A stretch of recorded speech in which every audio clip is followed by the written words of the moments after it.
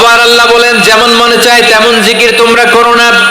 ফাযকুরুল্লাহা কামা আল্লামাকুম মা লাম তাকুনু তা'লামুন। তোমরা জানতে না, আল্লাহ তোমাদের জানিয়েছেন কেমন করে আল্লাহর নামের জিকির করতে হয়। যেমন আল্লাহ শিখিয়েছেন তেমন করে আল্লাহরে ডাকো। ঠিক কিনা বলেন? আল্লাহ তাআলা যেমন শিখিয়েছেন তেমন ভাবে আল্লাহ তাআলাকে ডাকতে হবে। ঠিক ওই পদ্ধতিতে আল্লাহ তাআলার নাম জপতে হবে। কোন পদ্ধতিতে সেটাও আল্লাহ বলে দিচ্ছেন।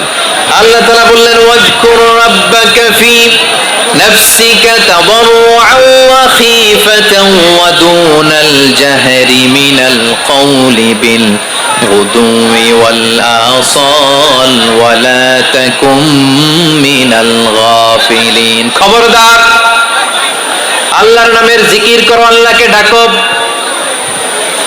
ফি নাফসিকা, মনে মনে, তাদাররুআন, সবিনয়ে, খীফাতান, ভীত বিহবল চিত্তে, দুনাল জাহরি মিনাল কওল, অনুচ্চ স্বরে অনুচ্চ আওয়াজে। এভাবে আল্লাহর ডাকলে সেই ডাকা কবুল করে নিবে কে? তাহলে আল্লাহকে জপতে হবে মনে মনে, সবিনয়ে, ভীত বিহবল চিত্তে, অনুচ্চ স্বরে, এভাবে জিকির করতে হবে। বিশ্ব ইসলাম এবং বিশ্বনবীর সাহাবারা ঠিক এই পদ্ধতিতে আল্লাহ তাআলাকে ডাকতেন। তাহলে এই যে আল্লাহ তাআলার সুন্দর সুন্দর নামগুলো আছে, এগুলো ধরে আমরা আল্লাহ তাআলার জিকির করব, তার প্রশংসা করব, তার পবিত্রতা বর্ণনা করব, তাহলে খুশি হবেন কে?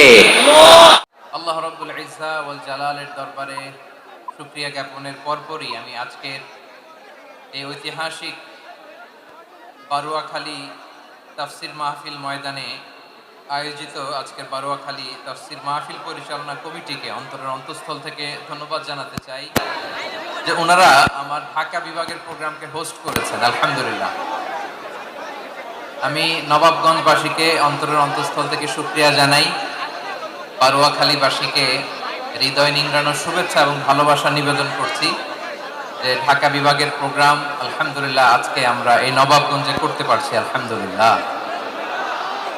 আজকের এই প্রোগ্রামে উপস্থিত আছেন অত্র এলাকার সম্মানিত ব্যবসায়ী বৃন্দ, চাকরিজীবী বৃন্দ, ধর্মীয় নেতৃবৃন্দ, সামাজিক নেতৃবৃন্দ, রাজনৈতিক নেতৃবৃন্দ।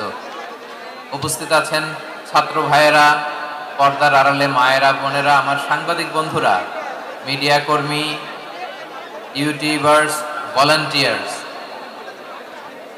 মসজিদের সম্মানিত খতিব সাহেব বৃন্দ, ইমাম সাহেব বৃন্দ, মুয়াজ্জিন সাহেব বৃন্দ, কাওমি মাদ্রাসার মুহতামিম হুজুর, আলিয়া মাদ্রাসার প্রিন্সিপাল হুজুর থেকে শুরু করে সকল ওলামায়ে কেরাম, সবাইকে আমি অন্তরের অন্তঃস্থল থেকে শুভেচ্ছা এবং মোবারকবাদ জানাতে চাই।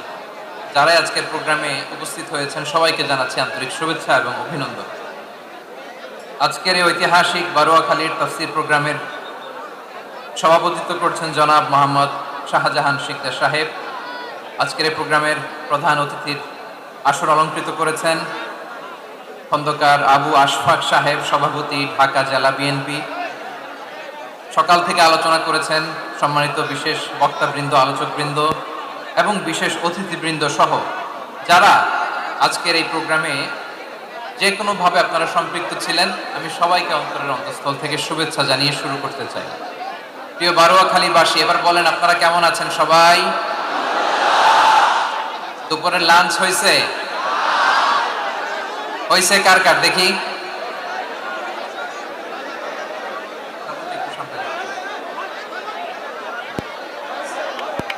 লাঞ্চ হয়েছে কার কার?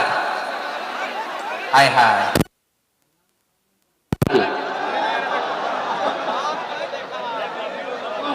আল্লাহ এই ভালোবাসাগুলোকে তুমি কবুল করো। আমার ভাইদেরকে তুমি ইসলামের জন্য কবুল করো। তারা জেনজি অফ নবাবগঞ্জ। একটা সময় ছিল 50 ঊর্ধ্ব 60 ঊর্ধ্ব মুরব্বী বাবাজিরা মাহফিলে আসতেন, ওনারা এখনো আসেন, কিন্তু এখন 90% শ্রোতা হচ্ছে Gen Z, the young generation, the future heroes and icon of Bangladesh. তোমাদের হাতেই বাংলাদেশ নিরাপদ। আমরা দেখেছি যত জুলুম, যত ফ্যাসিবাদ, যত অন্যায়, যত অত্যাচার, সব কিছুকে তোমরা দুমড়ে মুচড়ে সত্যের পয়গামকে 56,000 বাংলাদেশের প্রতিটি ইঞ্চি মাটিতে ছড়িয়ে দিয়েছো তোমরা। তো তোমাদের হাতে নিরাপদ এদেশের লাল সবুজের পতাকা। এজন্য তোমাদের কাঁধে অনেক দায়িত্ব। আবেগ আর বিবেকের সমন্বয় আমাদেরকে সামনে আগাতে হবে। বাংলাদেশকে রিবিল্ড করতে হবে। Let's rebuild hour nation. ঠিক কিনা বলেন? এজন্য পরিশ্রমী হইতে হবে, ক্যারিয়ার গঠন করতে হবে, দেশের জন্য কাজ করতে হবে। পরিশ্রমে লজ্জা নেই, লজ্জা অলসতায়। ঠিক কিনা? পরিশ্রম করলে যে গা থেকে ঘাম ঝরে, এখানে যে লোনা পানি ঝরে, এই লোনা পানিতে জন্মায় সফলতার বীজ। আমার বারুয়াখালীর যুবক শ্রেণী, যুবক ভাইরা, পরিশ্রমী হইতে হবে। ফ্যামিলির জন্য, নিজের জন্য, দেশের জন্য আমাদের কাজ করতে হবে। রাজি আছি তো সবাই? আল্লাহ সবাইকে কবুল করুক, আমরা পড়ি আমিন। প্রিয় ভাইরা, আমাদের সময় খুব কম, কথা অনেক বেশি। অনেকে আপনারা দুপুরে খাবারও খেতে পারেননি, অনেকে গতকাল চলে আসছেন। গতকাল আসছেন কারা কারা দেখি? ইয়া সালাম। গতকাল যারা আসছে সব সামনের জায়গা প্যাক করে রাখছে একেবারে। মাশাআল্লাহ, মাশাআল্লাহ, আল্লাহ কবুল করো তুমি। প্রিয় ভাইরা, আজকের প্রোগ্রামটি খুবই সুশৃঙ্খল, ওয়েল অর্গানাইজড, ওয়েল ডিসিপ্লিন। বসুন বসুন, থামুন, কিছুই বলা লাগতেছে না আমার। আলহামদুলিল্লাহ, আলহামদুলিল্লাহ। আপনারা যে যেখানে আছেন বসতে পেরেছেন বসুন, দাঁড়িয়ে আছেন দাঁড়িয়ে শুনুন। আমার সাউন্ড ঠিকঠাক মতো শুনতে পাচ্ছেন তো? হ্যাঁ, পাচ্ছেন? মাশাআল্লাহ, মাশাআল্লাহ। সাউন্ডটা খুব একটা ক্লিন মনে হচ্ছে না, ক্লিন না, কেমন যেন দুইবার আওয়াজ শুনতেছি আমি। সাউন্ডটাকে একটু স্ট্রং এবং ক্লিন করে দেওয়ার চেষ্টা করবেন মাইক অপারেটর ভাই যিনি আছেন। তাহলে আমরা কিছু কথা কোরআন থেকে পেশ করবার চেষ্টা করবো ইনশাআল্লাহ। প্রিয় ভাইয়েরা, এখন আপনারা যেমনি চুপচাপ, শেষ পর্যন্ত চুপচাপ থাকবেন তো? হ্যাঁ, আমি ওঠার আগে কে কে উঠবেন? হাত তোলেন দেখি।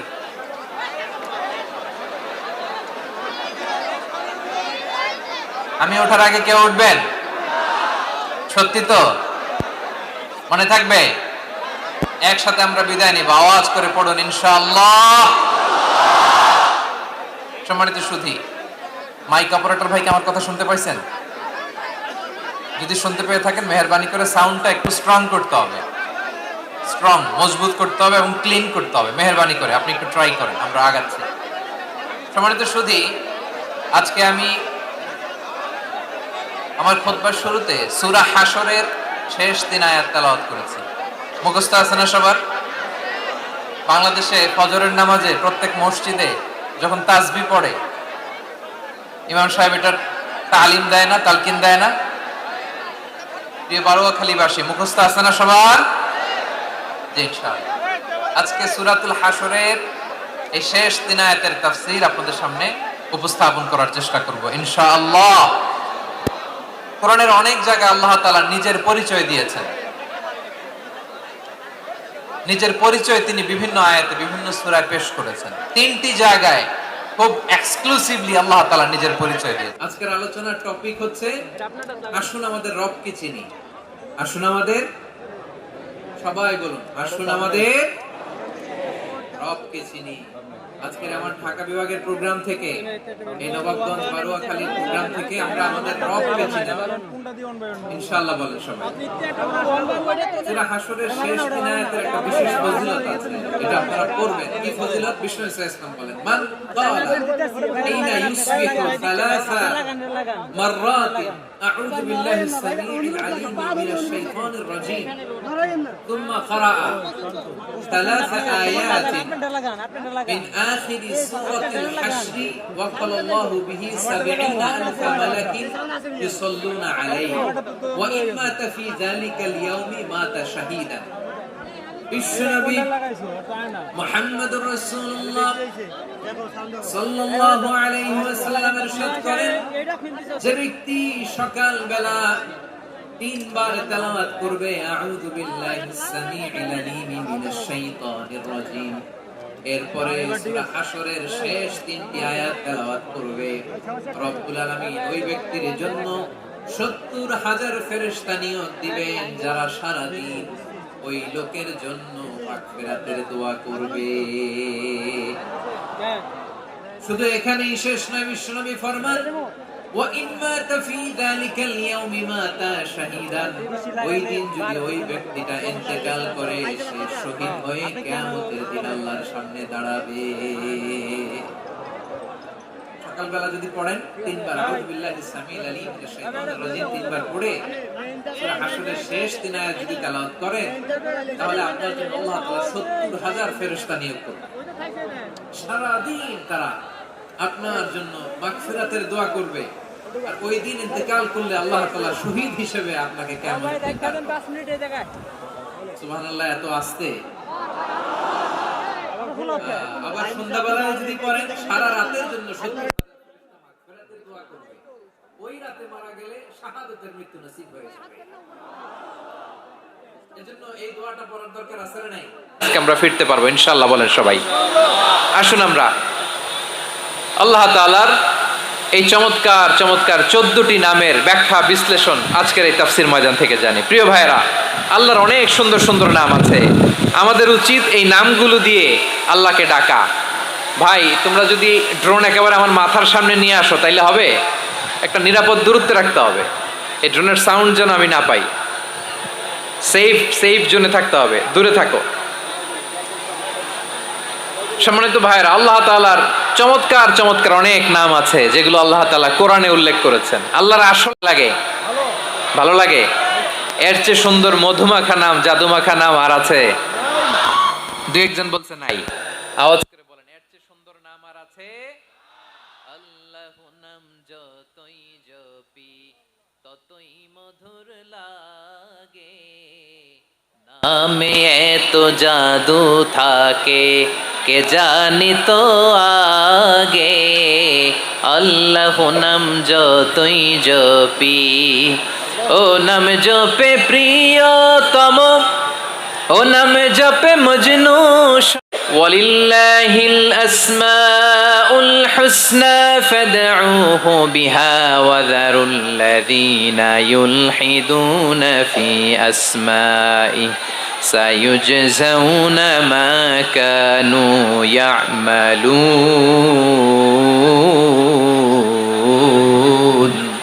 বিকৃতি ঘটায় তাদেরকে তোমরা বর্জন করো, আর তারা দুনিয়াতে যা করেছে আখিরাতের ফল তারা ঠিকই পাবে। সুবহানাল্লাহ বলেন। আল্লাহর অনেক সুন্দর সুন্দর নাম আছে, এগুলো ধরে ডাকতে বলা হয়েছে। আর যারা আল্লাহর নামের বিকৃতি করে তাদেরকে বর্জন করতে বলা হয়েছে। আপনি আল্লাহর নামের জিকির যখন করবেন, আপনি আমার আল্লাহর নামের বিকৃতি করতে পারবেন? বারোয়াখালীর ভাইয়েরা বুঝে থাকলে আওয়াজ দেন। আল্লাহর নামের বিকৃতি করা যাবে? আপনি যখন জিকির করবেন স্পষ্ট শব্দে আল্লাহর নামটা বোঝা যেতে হবে। সুবহানাল্লাহ, ওয়ালহামদুলিল্লাহ, লা ইলাহা ইল্লাল্লাহ, আল্লাহু আকবার।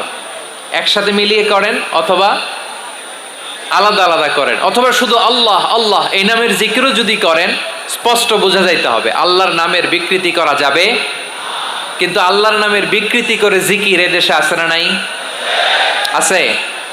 দেখবেন জিকিরের মধ্যে হুই হুই হুই হুই হুই এরকম করতেছে, আছে না নাই? সবাই মিলে লাফাচ্ছে, দফাচ্ছে, মাথা ঝুলাচ্ছে, আর কি কি যেন বলে, ওইটার মধ্যে আমি আল্লাহর নাম খুঁজে পাই না, এরকম আছে না নাই? হ্যাঁ, হই হই করে কিম্ভূত কিমাকার অদ্ভুত আওয়াজ করে তারা জিকির করে, সেখানে আল্লাহর নাম নাই। এই জিকির আল্লাহর কাছে গ্রহণযোগ্য হবে?